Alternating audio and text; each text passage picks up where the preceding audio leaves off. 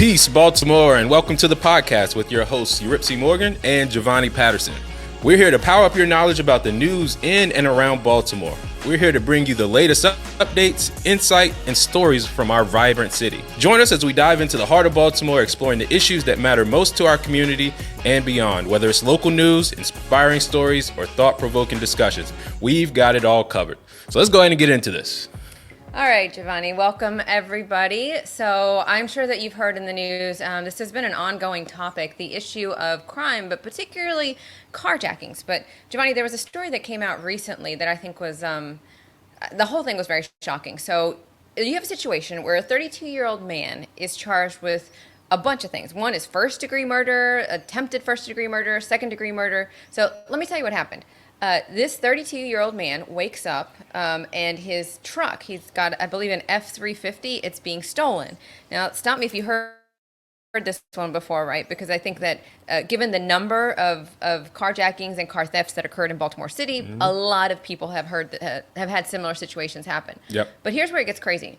According to a CBS report, there was a 66-year-old man and another gentleman that was with him. They had attempted to steal another vehicle in and around that neighborhood earlier. Apparently there was an issue with the catalytic converter being too heavy, and so they abandoned their first attempt to steal a vehicle. Then they set their sights on this guy's F-350. It's a big giant truck, right? And they try to steal that. Well, the guy wakes up and he hops in his car, according to the CBS report, with his mom. His mom seems to be driving this other vehicle. They chase these two guys down, shoot them. It's alleged that this 32-year-old man shot the other two. And by the way, he was not a legal gun owner. He was prohibited from having firearms, had them anyways. Shoots them. One of the guys dies. The 66-year-old dies. And now this 32-year-old has been arrested in connection with this. So here's my thing. Obviously, I think we can agree, right, that the actions of the 32-year-old were inexcusable. They were wrong. You don't just go shooting people. No, I mean, you don't, but what happens when, like, how do people respond when there's just been, blatant lawlessness in our communities? I mean, like you said at the beginning, these stories aren't uncommon now. Like, let me give you another story too. And, we're going to talk, go into this one, but, just this week, right? My wife and I, we park our cars in front of our house and our windows were smashed. Right. And, awful. Right. Our windows were smashed in overnight. And the guy's going up the street smashing windows. Right. So did they take anything? So they rummaged through the car. Luckily, my wife and I didn't have anything left in our vehicles. And sometimes, there is stuff in there, loose change or what have you, but they did just rummage through, looking for stuff. But these criminals went up the street doing the same thing to other cars. So our cars weren't the only ones, that were damaged. Yeah. And then you talk to people in the neighborhood, like, I feel violated. Yeah. Right. So how do people respond then when they know lawlessness is in the streets? Well, and here's the thing, is it's not just a one-time incident, right? If you talk to residents in Baltimore, and we've been doing these town halls all across Baltimore City, we're going to all 14 council districts, and we're about halfway through, and the number of people who will tell you stories like that or worse, right? It creates a situation where people start to feel like the government's not doing anything. Here you have, the mayor and his Monsi, and all these other organizations. But at the end of the day, when you come home, your windows are still smashed, and you're not the only one, and it's probably not the first time, and it probably won't be the last time.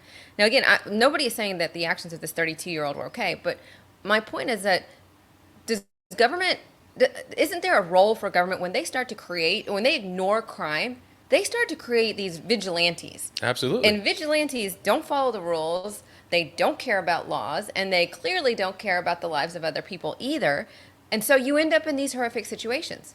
Well, I say, when you create more oppressive laws, for example, let's take the gun laws for example, our Constitution, protects the right to bear arms.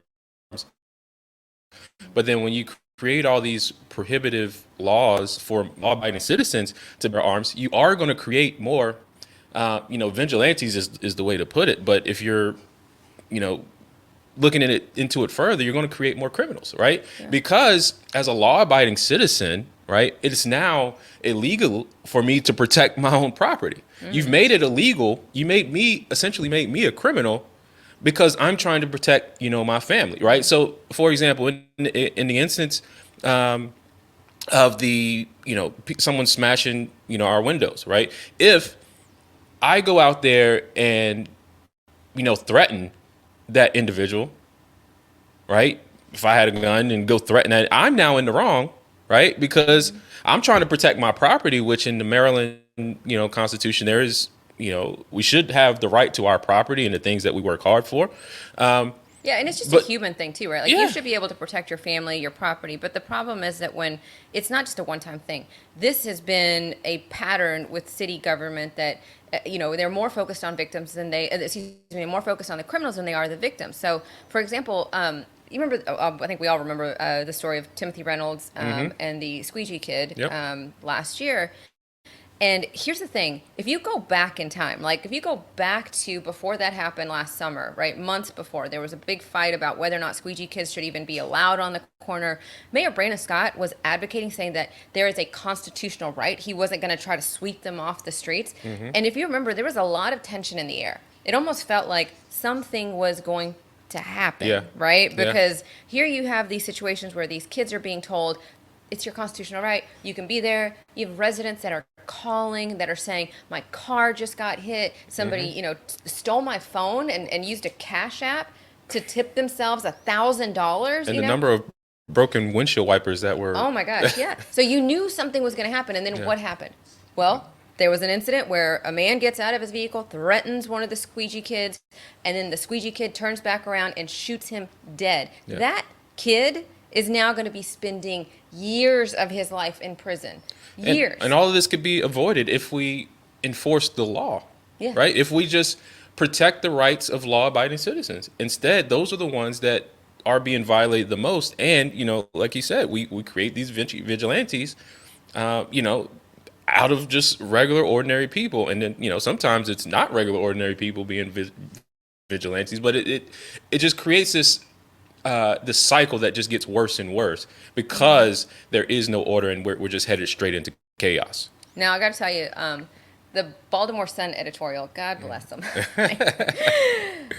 Sometimes, I swear, I don't know if we live on the same planet, but they had this editorial the other day in the Baltimore Sun where they were talking about the issue of carjackings and car thefts. They admitted that car thefts have just skyrocketed. They try to say that it's a nationwide problem, and it is. Like, it is an issue that is across the nation. But when you look at the reports and you look at the statistics, it's in some of the very concentrated cities. Chicago, there's I think Burbank, California, New York, Baltimore, of course. So nationwide, yeah, but let's be honest, it's concentrated in certain cities. But they actually had a couple of suggestions for what we could do about the stolen car problem, right? Let me tell you what they had. They suggested that the mayor, maybe he should hold a deter car theft day.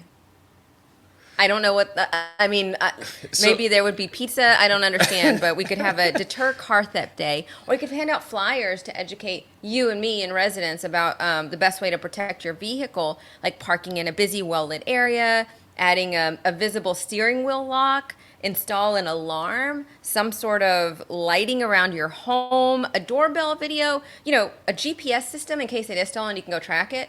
So, Giovanni, it's on us, it's on us. What happened to just common, like, people being common, decent people? But these recommendations, again, it's that victim blaming, right? Yes. The reason your car was broken into, stolen, was because of you. Yes. Not because it's already illegal or wrong to do these things. It's because, you bought a Kia. You bought the wrong car, right? Yeah. Or, you parked in front of your house. Yeah. Yeah, exactly. You're making this, and it shows this is why a lot of our elected officials get the brand of being incompetent, right? Because this clearly shows the lack of willing to do the work of keeping the people safe, informing and not informing, but just doing your job of protecting freedom, protecting economic development, because jobs and stuff leave when businesses are being, Oh yeah. terrorized. So this is where I believe, our elected officials are incompetent, because they're saying, hey, yeah, it's your fault that you're getting, robbed, or you're getting your car broken into, your car stolen. You Yeah. bought the wrong car. And it's And all out of as a fact, balance. this is what we're going to do. We're going to sue the car manufacturer. Yeah. That was Mayor Brandon Scott's answer. And that's what's so irritating about it. It's completely out of balance. Now, do we recognize that, yes, we have a responsibility as car owners, as property owners? Yeah, right? Like, I'm not going to leave my purse sitting in the front seat and not expect somebody to walk by, Yeah. right? I mean, that stuff happens, but that there's a balance, right? I don't leave my purse in the front seat. You don't come steal my purse out of my front seat, right? But when you're talking about what you're saying, it's more victim blaming. Like, Yeah. now, instead of it being, okay, like the owner has a responsibility and the government has a responsibility. No, no, no. Now it's just like, it's all on you. Yeah. You need to be spending, I don't know how much money all these suggestions would cost. And for the mayor, having, what did they call it? A deter car theft day. Look, you know what would deter car theft? Is if there were consequences Yeah. for stealing a car. Absolutely. Absolutely. And then, that the whole idea of saying, I get tired of saying that, this is what's going on nationally or in other cities. You know, that is the biggest scapegoat answer or response that anyone can give. Oh, we don't have to address it because it's going on everywhere. Don't worry. Other people yeah. are facing the same problem. You're not alone in having to, replace your windows, or go get your car, or have these issues, spend all day online, with your insurance company. You're not alone in that. Yeah. And everywhere else is addressing or having this issue. Yeah. And, just suck it up and deal with it. Yeah. I'd like to take a moment to thank you for the sponsors of this episode: Patterson and Associates Financial Group, creating generational wealth one family at a time. You can visit them online at www.pandafg.com. All right, so education, Giovanni. I know it's always a big topic, but one of the things that really, really irks me about our education system, there's a lot of things, but it's the hypocrisy. It's when you have educators or superintendents or teachers union presidents who say one thing and do something completely different. So let me give you an example. So I don't know if you saw this, but in Chicago, the head of the Chicago Teachers Union is a woman named Stacey Davis Gates, right? And she was really big, really out front and center during the pandemic. She was really focused on keeping schools closed because it was safer for everybody. Never mind the fact that it totally exacerbated the education gap between white students and black students. But, to heck with that, right? Yeah, because yeah. we had to keep everything closed for almost 2 years in Chicago. So she's not just the head of the teachers union, though. She is also a mother, and she has a child. And one of her children, she and her husband decided to send to private school. Now, here's the thing. I have no problem. Like, there is nothing wrong with sending your child to private school. And I'd go even further and say that in situations where we have drastically failing schools, that the government can, through a little thing we call school choice, help kids get the education they need, right? Because the focus, especially the kids, who is educating them better? If it's the private school, if it's the public school, who cares? It's educate these kids. That's got to be the Absolutely. focus.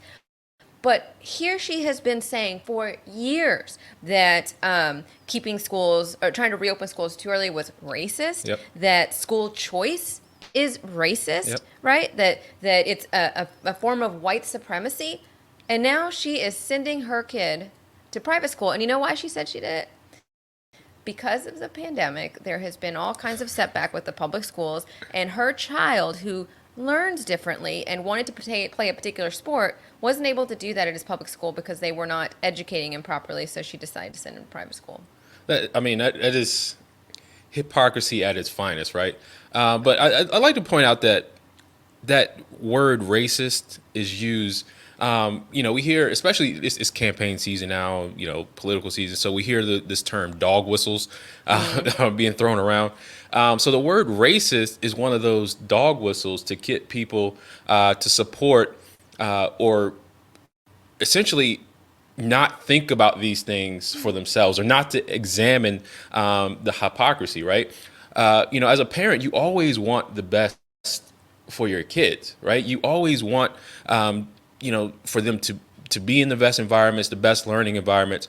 But because of this word racism and saying things like school choice is racist, we can forego that, right? Forego the best because that is a racist system of school choice, Yeah. right? When you look at school choice, it provides the best outcomes, particularly for black and brown kids, right? And you see her now; she's executing her school choice to send her son to private school. And here's the other thing too, right? She's president of the teachers union, right? Mm-hmm. So when it came down to the pandemic and keeping kids safe, how did she contribute to holding them back, right? If she's saying the schools She was front and center. aren't providing the tools necessary, specifically for her child, then how did she impact the school system Yeah. to get them where they at? She helped make it even worse. And here's the crazy thing too. Um, there was a recent Real Clear Politics poll that came out. Black parents support school choice. So I just want to clarify real quick. When we say school choice, what we're talking about is when we educate children, right? And I say we collectively, when we as Americans, as Baltimoreans, as whatever, when we educate children, you have state taxes, which is like, imagine money coming out of your left pocket. Those are your state taxes that go to pay for education in Maryland. And then you have federal taxes, which is your right pocket, because guess what? You get to pay both state and federal taxes. That money then goes into a pool, and we say, okay, this is how much money we're going to spend per child in Baltimore City, in Anne Arundel County, in Baltimore County, wherever. And that's how much we're going to spend to educate these children. In Chicago, you know how much they're spending per kid? $29,000 a year to educate one child in the public school system. And the results, which I'm sure, like, I don't fault her for saying, look, this school system is crap. Yeah. Do you know that 80% of students in the Chicago school system failed to meet the math proficiency requirement? Wow. 80%. So I don't blame her for saying, this is not a situation where I want my kids. What proponents of school choice are people who say there should be school choice. Like, again, they took that money out of your pocket, right? Left and right. That's your state and federal dollars. And now all that people are saying that want school choice is saying, hey, listen, that money should go to the child, as opposed to the school. And if the child is in a school, whether it's Baltimore City or Chicago or wherever, that just, for lack of a better term, just kind of sucks, like we're not able to educate the kids, or for whatever reason the kid is not learning there, that parent should be able to say, okay, give me that money, and it will then go to whatever local private school or charter school or wherever that I think will educate my child. And then, so it's not stealing, it's not taking. That money belongs to the child anyways. Yeah. Right? The problem is with these teachers' unions and these school systems, I think they seem to think that the money belongs to them and that the money is supposed to help them, not the kids. Absolutely. I mean, it's clear that they think, and granted, right? Sometimes they have like these noble ways of putting it, right? Everybody deserves access to education, or the same level of education. It's the same thing that we're saying. But honestly. I think what the presidents of the school board said, or the teachers union said, my child learns differently, right? So when you have a one size fits all approach, you're also admitting that this doesn't work for everybody, right? So if the money is following the student, that gives those children options, and with the parents saying, hey, this is how my child learns. He either needs a smaller class environment, a larger class environment, more directed, focused attention, or more of a self-sustaining learner. There's different ways people learn, and what this what Miss Stacy is admitting is that my child learns different, and I want to put my kid in the best environment.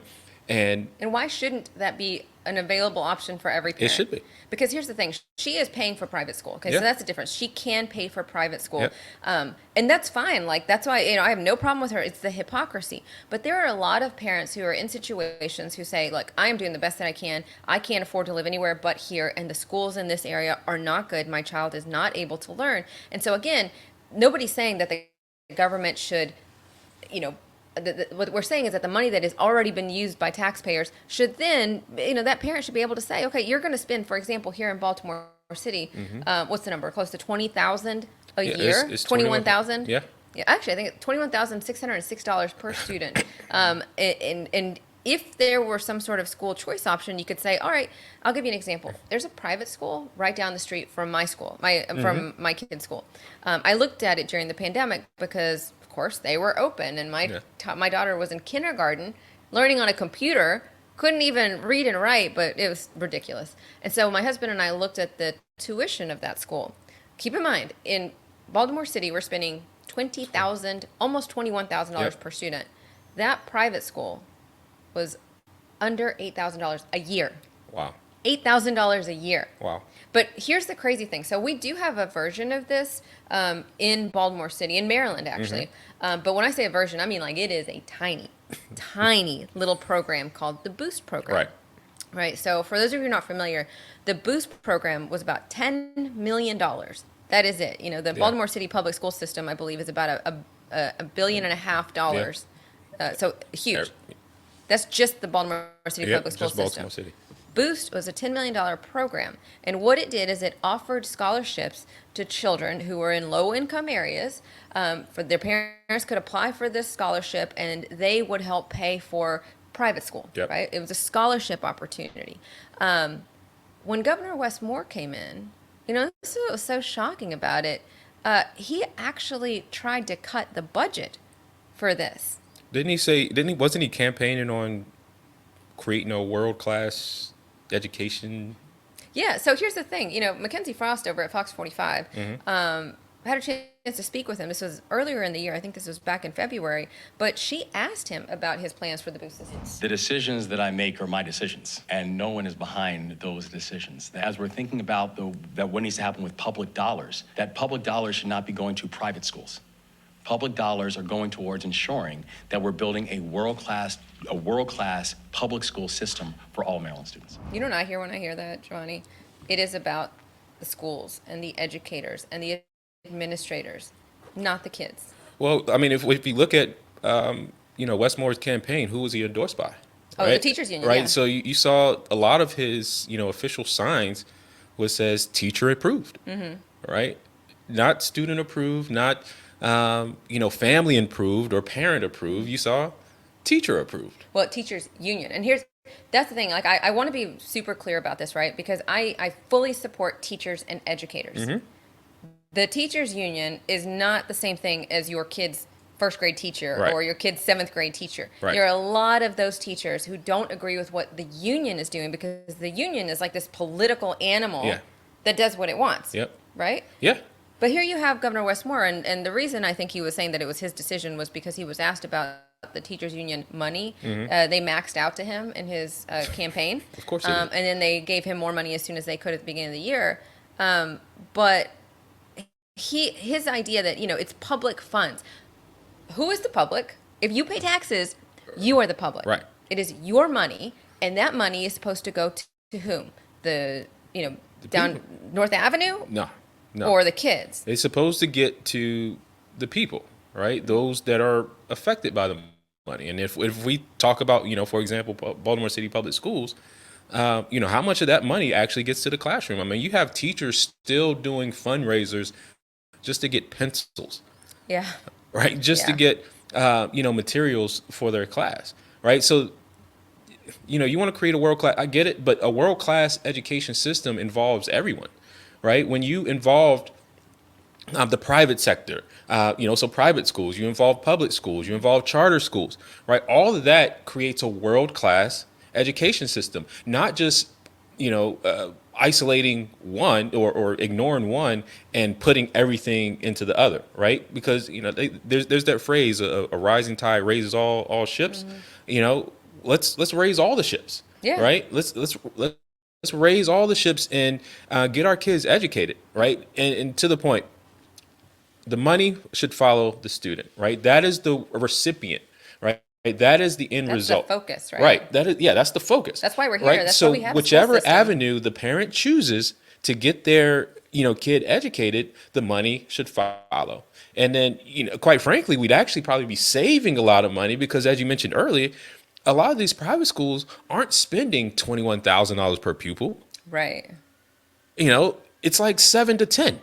Yeah. $7,000 to $10,000 per pupil is the going private school rate in Maryland. Yeah. And when you look at their education, so here's the thing: when you talk about the system, Governor Moore was asked at the same press conference by Mackenzie Frost. This was again earlier in this year, I think it was in February. But she asked him about this idea of a world-class system, and here's what he had to say. Those schools right now where those students aren't a world-class school. So how does the plan work for the students who are facing those struggles right now? Our philosophy and how we're going to address this is not going to be a measurement of defeat. We've got to make sure that we're working in partnership with the local jurisdictions. So here's the thing: it's I read Wes Moore's book when it first came out. I was in law school and I was working at Barnes and Noble, and I had to like put the books out stuff. Yeah. And I read the back cover and I was like, this sounds so fascinating. And then I read the book and I was like, oh my gosh, this guy is really great. I'm waiting for that Wes Moore to show up because the one I'm seeing is not that guy. And Mackenzie is right when she asked him, okay, you want to build this world-class system, right? Yeah. I got you. Like, there's no problem. We're on the same path. What are you going to do for the kids? Because we've been saying that for the last 30 years, which means there have been 30 years worth of kids who have been waiting and didn't happen and were put through not a world-class system. How much longer are they going to have to wait? And what are you going to do with the kids today as you build that system? Why would you not say, okay, it's like if you're going to build a house, Giovanni, and you start off with a foundation and you've got nothing, you don't even have a roof. Are your kids sleeping on that foundation under the stars? No, you put them somewhere else while you're building that. Absolutely. And then this is the other thing too, like why has the focus always been on the money versus the quality, right? Because it seems like there's, that's what makes these campaigns, right? I always say this, right? The elected officials, when it comes campaign season, they always just want to talk about how much money they bring to an area. We see that here locally within the council districts. We see it with with the mayor. They just talk about, oh, I was able to bring all these funds in to the district.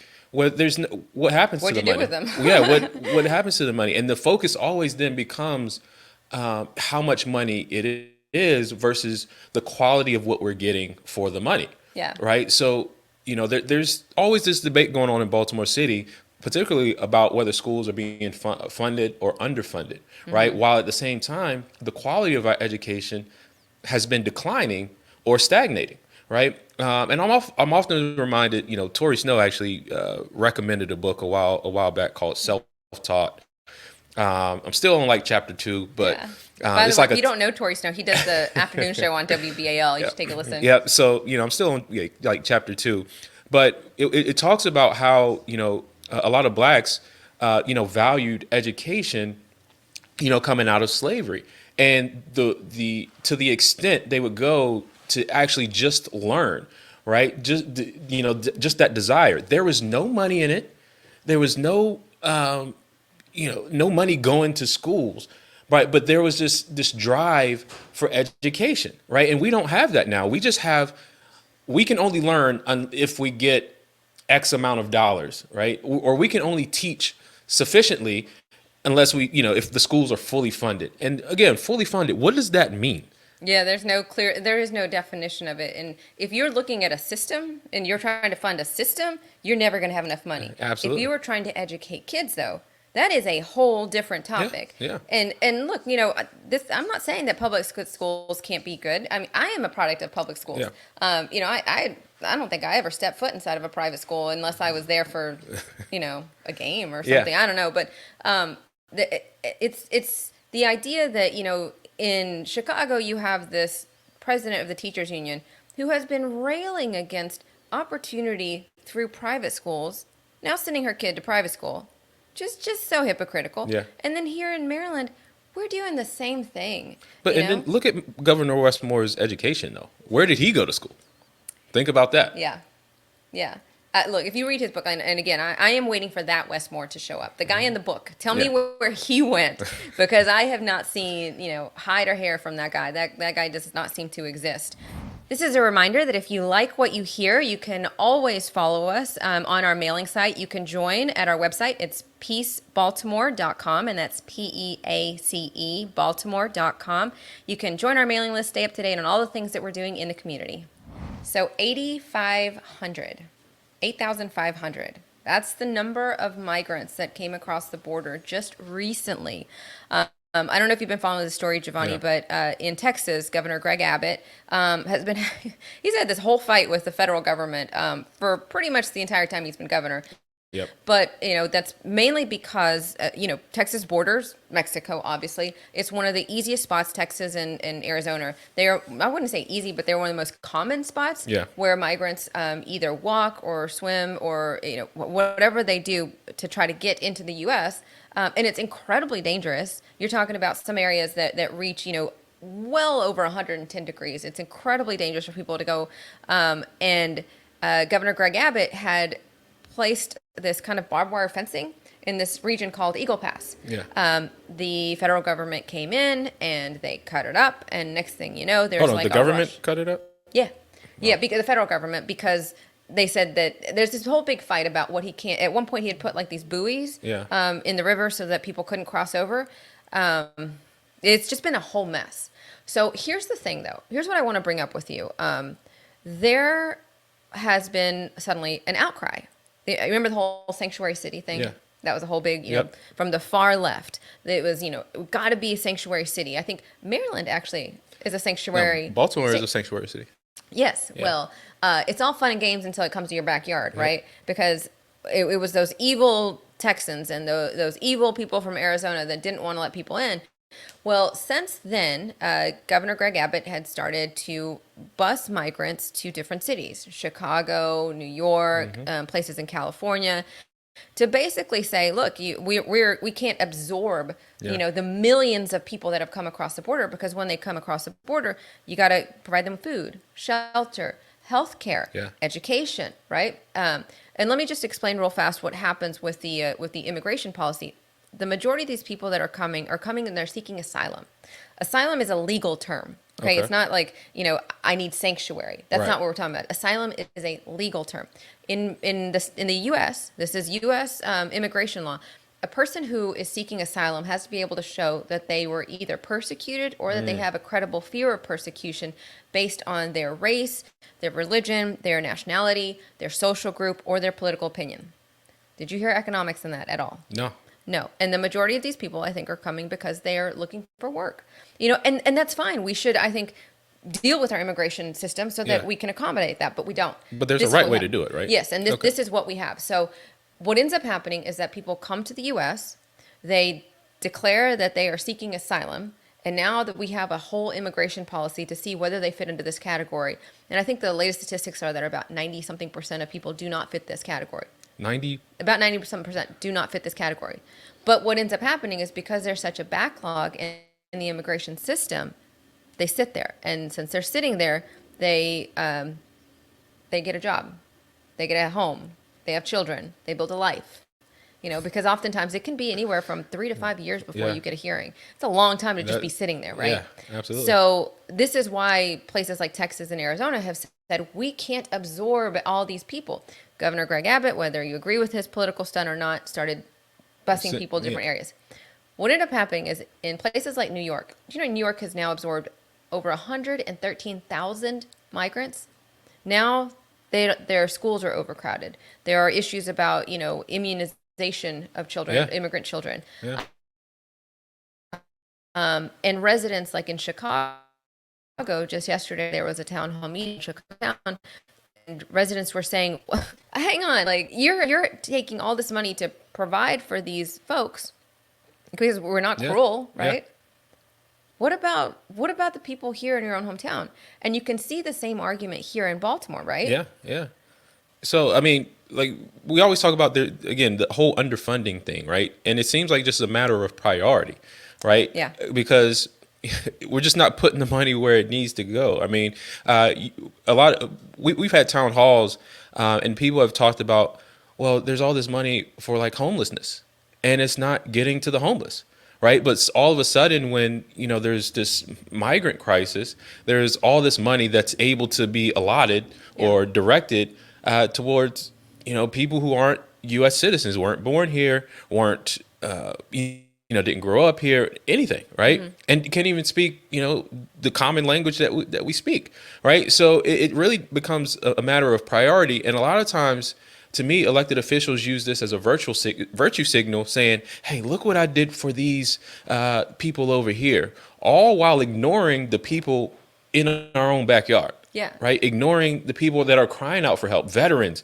again, the homeless that are right here, the hungry, living under the bridges under 83 and, other places around town.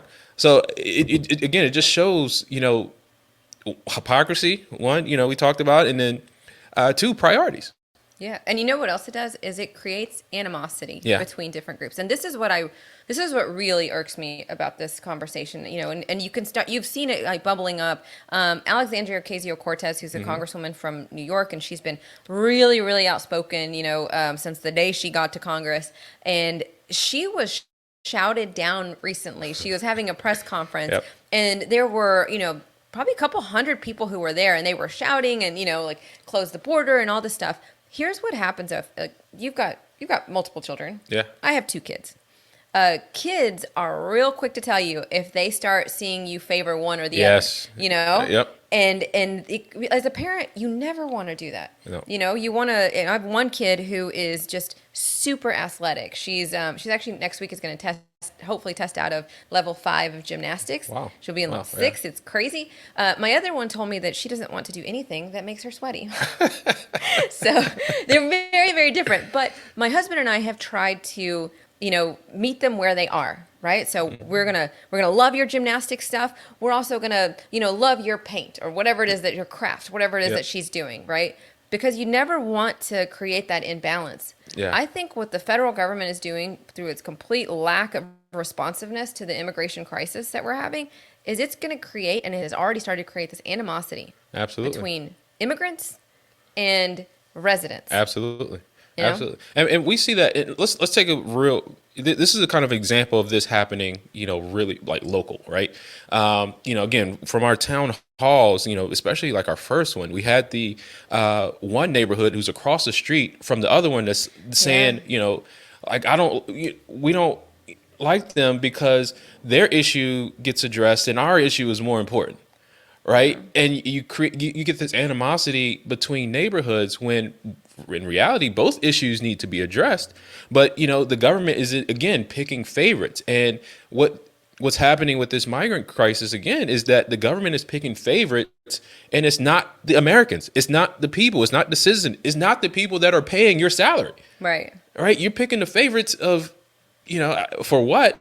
I'm not sure. But again, just picking favorites, and it does create that animosity between the people that are here. Yeah, and it's really frustrating. I think it exacerbates for a lot of people this idea that government isn't even doing what it's supposed to be doing. Right. I remember the town hall that you're talking about. I remember, and there was somebody who stood up. We were asking, what's going on in your neighborhood? What issues are you dealing with? And I swear, I had no idea that speed bumps were such a big issue in Baltimore City. But there have been a number of neighborhoods that we've gone to, and it's because cars are driving too fast, or the buses, like the bus lanes. Apparently, people really don't like the bus lanes. I know I don't like the bus lanes, but I'm in these town halls now, and I'm like, wow, you really don't. But it's things like speed bumps and things that they're so basic, right? They're so they should be commonplace. And they can't even get their council person to call them back. Right. And meanwhile, there are kids who are trying to cross the street as they go to and from school. There are people walking up and down the street, and it's not safe. Yeah. And it's just such a lack of responsiveness from government that's supposed to work for you. Yeah. And people get frustrated. Now you go and throw in another group, an immigrant group. Like, people, we're setting ourselves up for disaster. Yeah. It's a matter of who they want to respond to that versus the people, right? True. So they're responsive, just not to you. Yes, unfortunately. Well, listen, we are going to continue our town hall series. We'll let you know if you follow us on. You can follow us on Facebook. You can follow us on our website. We've got a newsletter. You can sign up there. But we're going to keep doing our town halls. We're going to keep doing these podcasts, and we're going to let you know all about all the things that we hear in the community.